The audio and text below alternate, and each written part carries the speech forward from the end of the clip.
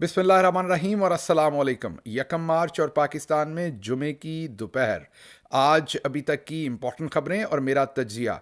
सबसे पहले आपके सामने ब्रेकिंग न्यूज़ रखते हैं, बड़ी खबर रखते हैं। Justice Babar Sattar, Islamabad high court, landmark decision सुना दिया। आखिरकार जो फैसला हम आपको कई हफ्तों से कह रहे थे कि अगर ये हो गया तो पाकिस्तान के अंदर बहुत बड़ी तब्दीली हो जाएगी इस फैसले से। जी हाँ, इरफान मेमन नामी डिप्टी कमिश्नर इस्लामाबाद को 6 महीने की कैद सुना दी है जस्टिस बाबर सत्तार ने। एसएसपी ऑपरेशंस इस्लामाबाद को 4 महीने की कैद सुनाई है जस्टिस बाबर सत्तार ने। इन दोनों अफसरान ने चौधरी निज़ामुद्दीन पाकिस्तान की इस्टेब्लिशमेंट के कहने पर पीटीआई के लोगों पर, आवाम के ऊपर जुल्म का बाजार गर्म रखा था। आपको ये कहा था कि किसी एक ब्यूरोक्रेट को सजा हो गई तो आपको आने वाले दिनों में एक नया दरवाज़ा खुलता हुआ नजर आएगा। बहुत बड़ा लैंडमार्क डिसीजन है, इसकी तफसील आपके सामने रखते हैं, इसकी रेमिफिकेशंस आपके सामने रखने की कोशिश करते हैं। इसके अलावा और भी बहुत सारी खबरें हैं, जैसे कि बुशरा बीबी को डील ऑफर हुई, वो डट गई, इनकार कर दिया, पीछे हटने से इनकार कर दिया कि वो किसी सूरत इमरान खान की पीठ में छुरा नहीं घोंपेंगी, किसी सूरत बुजदिली नहीं दिखाएंगी, डट के खड़ी हो गई हैं बुशरा बीबी। सारा अहवाल आपको बताएंगे। ख्वाजा आसिफ घड़ियां लहरा रहे थे, उनकी अपनी घड़ियां निकल आई हैं, वो भी तोशा खाने की शर्म उनको दिलाएंगे जो कि उन्हें आनी नहीं है। अमेरिका ने पाकिस्तान को एब्सोल्युटली नॉट कह दिया है। जी हाँ, पहले इमरान खान ने कहा था, अब अमेरिका ने कहा है, और अमेरिका ने किस तरीके से कहा है ये भी आपके सामने रखेंगे। और पाकिस्तान तहरीक इंसाफ से एक और सीट छीन ली है इलेक्शन कमीशन ऑफ पाकिस्तान के। कामयाब धांधली के तजर्बे जा रहे हैं, जिन पर उनकी बदनामी तो हो रही है लेकिन उन्हें भी शर्मिंदगी किसी किस्म की नहीं आ रही। और इसके अलावा कुछ और खबरें भी हैं जो आपके सामने रखेंगे। आप खबरों की तफसील की तरफ चलते हैं, लेकिन उससे पहले आपको याद करवा दूं कि आपने अगर अभी तक इस चैनल को सब्सक्राइब नहीं किया ज़रूर कीजिए, क्योंकि ऐसा करने से हमारी आवाज़ मजबूत होती है। और अगर आपको लगता है कि हम सच फैलाते हैं, सच बोलते हैं, तो आवाज़ को मजबूत करें। अगर आपको लगता है कि हम झूठ फैलाते हैं तो फिर हमें अनसब्सक्राइब करें, हमें सुनना भी बंद करें, और ऐसे तमाम लोगों को सुनना बंद करें जो आपके ख्याल में झूठ फैलाते हैं। पहली खबर जी, जैसा मैंने आपको कहा कि लैंडमार्क डिसीजन, हम कई हफ्तों से आपको बता रहे थे कि जस्टिस बाबर सत्तार जिस रास्ते पर जा रहे हैं, अगर उन्होंने कानून, आइन, इंसाफ के तहत ये फैसला सुना दिया। मैं बार बार आपको कहता था कि ये आसान नहीं है ये फैसला सुनाना, पूरे का पूरा सिस्टम उनके मुखालिफ खड़ा होगा, स्पेशली चौधरी निज़ामुद्दीन उनके खिलाफ खड़ा होगा। लेकिन बहुत बड़ी मेजर डेवलपमेंट की है जस्टिस बाबर सत्तार साहब ने। उन्होंने डीसी इस्लामाबाद इरफान नवाज मेमन को उन्होंने 6 महीने की कैद की सज़ा सुनाई है। अब वो ताहयात अपनी नौकरी से नाअहल हो गए हैं इस सज़ा के बाद। अभी 1 महीने तक उनको अपील का वक्त दिया गया है। अपील का वक्त निकल जाने के बाद और महीने के बाद अगर उनकी सज़ा सस्पेंड नहीं होती अपील में तो वो सीधा जेल चले जाएंगे। बिल्कुल कानून के मुताबिक नपा तुला फैसला दिया है जस्टिस बाबर सत्तार ने।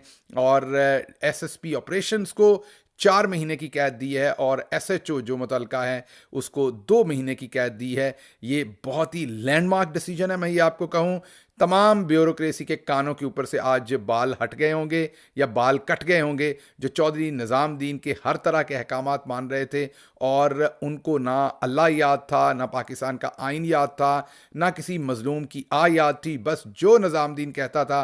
पंजाब में आप देखें तो आजकल की जो पोस्टर गर्ल, नई पोस्टर गर्ल मिस नकवी को बनाकर पेश किया जा रहा है, और शहरबानो नकवी उससे पहले आपने देखा था कि किस तरीके से मैडम रॉलेक्स को पोस्टर गर्ल बनाकर पंजाब पुलिस से पेश किया जा रहा था। ये वो तमाम अफसरान हैं जिन्होंने हर कायदे कानून को पसे पर्दा रखकर चौधरी निज़ामुद्दीन के कहने पर ऐसा जुल्म का बाजार गर्म किया कि जिसकी पाकिस्तान में इससे पहले नज़ीर नहीं मिलती। ढाका में हमने ऐसा किया हो तो किया हो, पाकिस्तान, वेस्ट पाकिस्तान, उस वक्त का वेस्ट पाकिस्तान, आज का पाकिस्तान, यहाँ पर ऐसे ही करतूतें पहले होती हुई हमने नहीं देखी थी जो इन अफसरान ने, ब्यूरोक्रेसी के अफसरान ने की थी।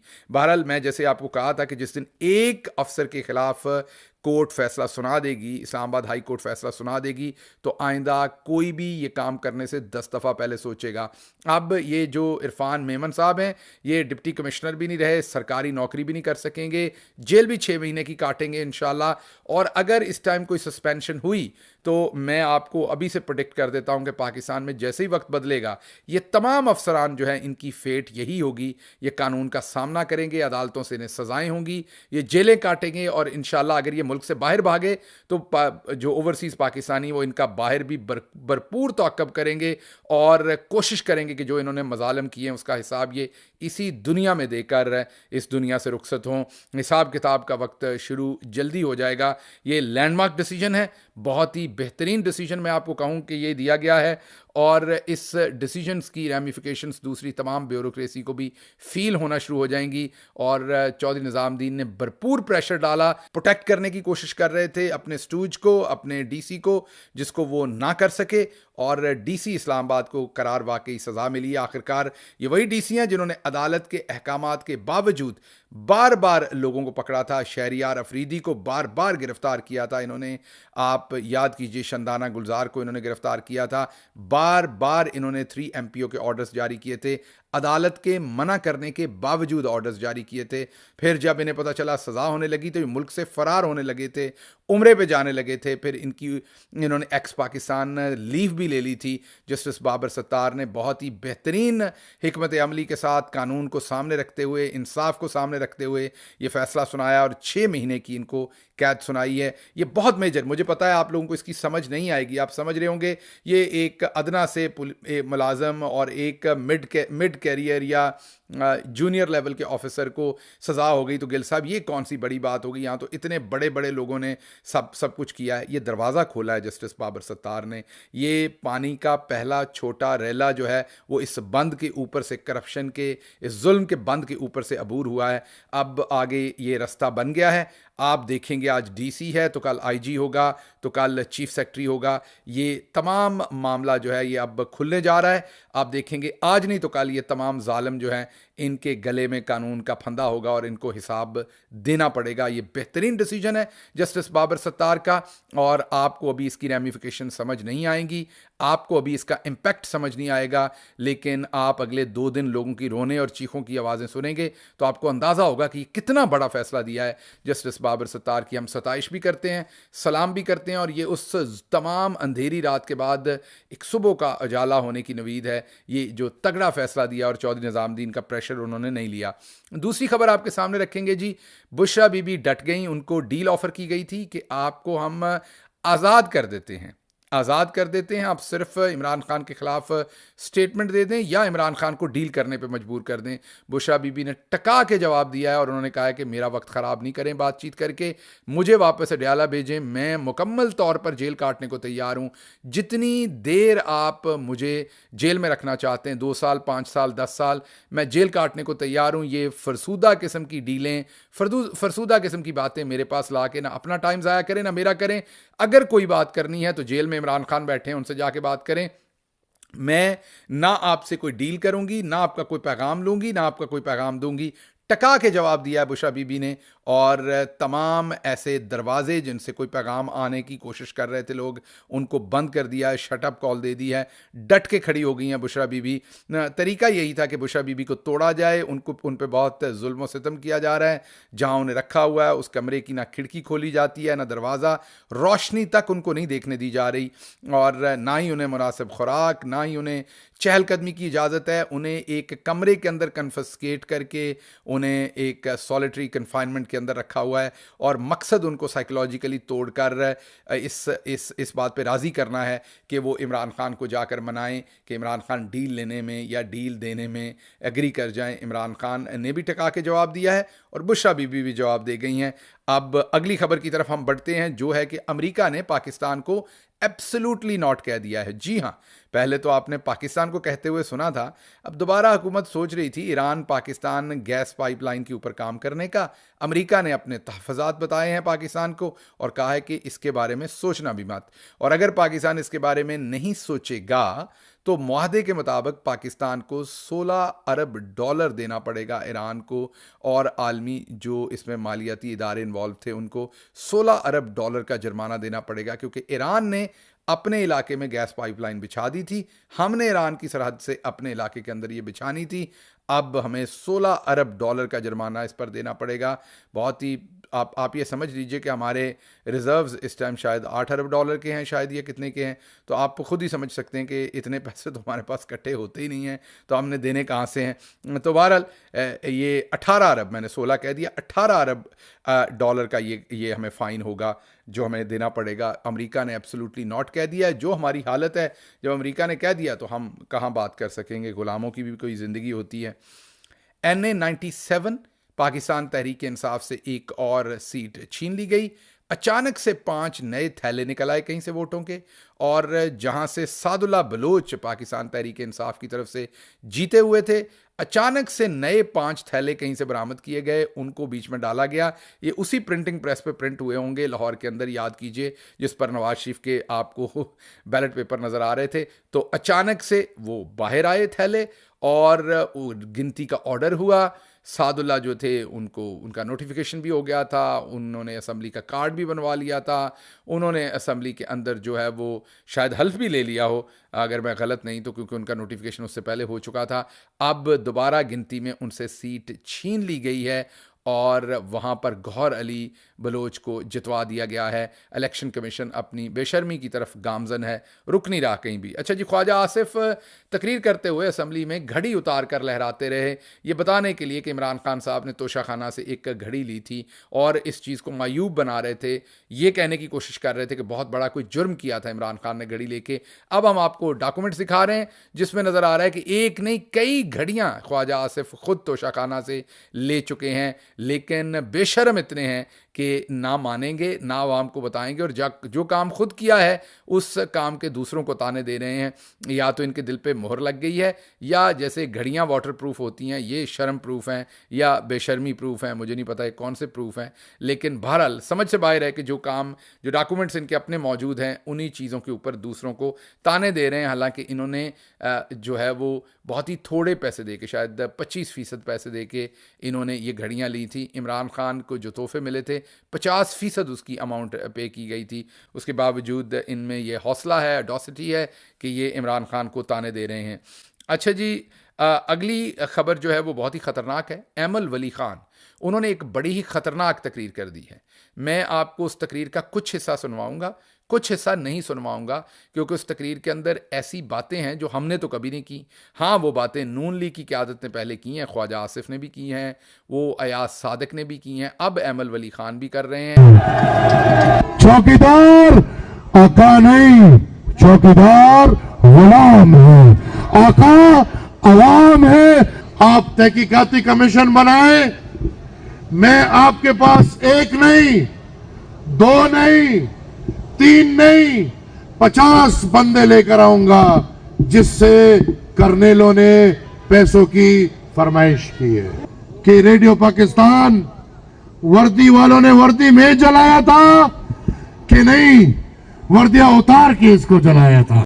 ANP के रुए रवा हैं, ANP के मरकजी लीडर हैं, उन्होंने ये तकरीर की है, और उन्होंने काजी साहब को कहा है कि आप एक कमीशन बनाएं, मैं एक नहीं, दो नहीं, 50 बंदे लेके आऊँगा जो आपको ये बताएंगे कि इंटेलिजेंस एजेंसी के अफसरान उनसे पैसे मांगते थे। ये एमल वली ख़ान का कहना है। संगीन इल्ज़ामात लगाएं इस्टेब्लिशमेंट के ऊपर, संगीन तरीन नारेबाजी की है अपने जलसे के अंदर, और धुलाई करके रख दी है मुकम्मल तौर पर। इससे पहले मौलवी फजल रहमान भी खुले आम कह चुके हैं कि धांधली के पीछे इस्टेब्लिशमेंट है, और हमें धांधली किसी सूरत मंजूर नहीं है। यही तकरीर अगर एमल वली ख़ान की जगह पर किसी ने पाकिस्तान तहरीक इंसाफ से की होती तो पूरा मीडिया कपड़े फाड़कर इस टाइम टेलीविज़न पर आकर तहरीक इंसाफ को गद्दार, मुल्क दुश्मन और पता नहीं क्या क्या कुछ करार दे चुका होता। लेकिन अभी नील बटा सन्नाटा है, कोई नहीं बोल रहा। एमल वली ख़ान ने कुछ पल्ले नहीं छोड़ा अपनी इस तकरीर के अंदर, और वाज़े तौर पर हमला किया। वही एमल वली ख़ान है जो इस्टेब्लिशमेंट को दावत देते थे पाकिस्तान तहरीक इंसाफ पर जुल्म करने की, और आज ये गालियां दे रहे हैं उसी इस्टेब्लिशमेंट को। लेकिन इस्टेब्लिशमेंट को भी समझ नहीं आनी। मुझे तो लग रहा है कि जो ज़ुबान इस्तेमाल कर रहे हैं, आइंदा आने वाली कोई इस्टेब्लिशमेंट इनको वज़ीर दफ़ा ही ना बना दे, माजरत के साथ, क्योंकि पहले ख्वाजा आसिफ ये वाली ज़ुबान इस्तेमाल करते थे पाकिस्तान के दफ़ाई इदारों के बारे में, तो हमने उन्हें एक नहीं दो दफ़ा वज़ीर दफ़ा बनाया। तो मुझे लगता है कि एमल वली ख़ान का वज़ीर दफ़ा बनने का दिल कर रहा है, जो वो इस तरह की बदतमीज़ी कर रहे हैं। अच्छा जी, अगली खबर जो आपके सामने रखेंगे वो है कि आईएमएफ को पाकिस्तान तहरीक इंसाफ ने ख़त लिखा, बहुत ववेला मचाया गया। आपके लिए सादा दो तीन बातें सिर्फ बता देता हूँ। आईएमएफ के अभी तक तकरीबन कोई 14 प्रोग्राम पाकिस्तान ने लिए हैं, जिनमें से 12 प्रोग्राम पाकिस्तान ने मुकम्मल नहीं किए, और तहरीक इंसाफ ने तो सिर्फ एक प्रोग्राम लिया आईएमएफ से। ये जो 12 प्रोग्राम दूसरे पाकिस्तान ने मुकम्मल नहीं किए या उनमें डिस्प्यूट रहा, क्या वो तमाम हुकूमतें नून लीग और पीपल्स पार्टी वाले सारे गद्दार हैं? क्योंकि आप पाकिस्तान तहरीक इंसाफ को गद्दार कह रहे हैं तो आपको उन्हें सबसे पहले गद्दार कहना पड़ेगा, पहली बात। दूसरी बात, पाकिस्तान तहरीक इंसाफ ने उन्हें क्या कहा है? ये कहा है कि आपका जो चार्टर है उसके मुताबिक आपने लोगों का, जिनके पास मैंडेट है, जहाँ पे डेमोक्रेसीज हैं, उनको आपने लोन देना है। ये आईएमएफ को पाकिस्तान की सलामती का तो कोई फैसला नहीं कर रहा ना, लोन दे रहा है, कर्जा दे रहा है। और यही कर्जा देने के लिए इन्होंने पहले तहरीक इंसाफ से रब्ता किया था और तहरीक इंसाफ से जमानत ली थी कि अगर आपकी हुकूमत आई तो आप कल को ये कर्जा वापस करेंगे और हम इसी शर्त पर कर्जा देंगे, जिस पर पाकिस्तान तहरीक इंसाफ ने कहा था कि अगर फ्री एंड फेयर इलेक्शन हो तो हमें कोई एतराज़ नहीं है, हम बिल्कुल इस पर एग्री करते हैं। आईएमएफ ने वापस जाकर हुकूमत से बात की, हुकूमत ने उन्हें कहा कि बिल्कुल फ्री एंड फेयर इलेक्शन होंगे। फिर इलेक्शन हुए, वो आपने देख लिए, ना वो फ्री थे ना फेयर थे। अब पाकिस्तान तहरीक इंसाफ सिर्फ वो खत लिखकर याद करवा रही है कि क्या बात हुई थी और क्या किया गया है। तो पाकिस्तान तहरीक इंसाफ सिर्फ खत लिखने पर मुल्क दुश्मन हो गई। जिन्होंने जाली 9 मई का वाकया किया वो मुल्क दुश्मन नहीं, जिन्होंने मुल्क की सलामती का नैरेटिव जाली तौर पर सियासी मकासद के लिए इस्तेमाल किया वो गद्दार नहीं पाकिस्तान के, जिन्होंने लोगों का मैंडेट चोरी किया और फिर उसके बावजूद दिया हुआ मैंडेट ना माना और उसको फिर चोरी किया, वो गद्दार नहीं। मैंडेट लूटना गद्दारी नहीं, आइन तोड़ना गद्दारी नहीं, सिर्फ आईएमएफ को खत लिखना गद्दारी है। जो बंदा आपको ये बताए उसको सिर्फ ये कहें कि शट अप, और हमें पता है कि हकीकत क्या है, और आप आगे चलिए, आप अपना काम कीजिए और हमें करने दीजिए। तहरीक इंसाफ ने ये बेहतरीन काम किया। माजी में मोहतरमा बेनज़ीर भुट्टो साहबा वाज़े तौर पर ये कह चुकी, उनके वीडियो बयान मौजूद हैं, जब उन्होंने अमेरिका और दूसरे ममालिक को कहा था कि पाकिस्तान फाशिज़म कर रहा है, जमहूरियत के ख़िलाफ़ काम कर रहा है, इसलिए उसको एड ना दी जाए। अब तहरीक इंसाफ ने तो ये भी नहीं कहा, उन्होंने तो सिर्फ ये कहा इन्वेस्टिगेट कर लें, हलकों को खोल लें, इन्वेस्टिगेट कर लें, free and fair election make sure कर लें, और फिर लोन जो जिसके पास मैंडेट हो उसको लोन मिल जाए, ताकि अवाम कल को जब वो लोन वापस करे तो वो वाकई अवाम के ऊपर इस्तेमाल हुआ हो वो लोन। तो इसलिए ये सारा जाली एक नैरेटिव बनाया जा रहा है, इसके बारे में आपको इन्फॉर्म करना था।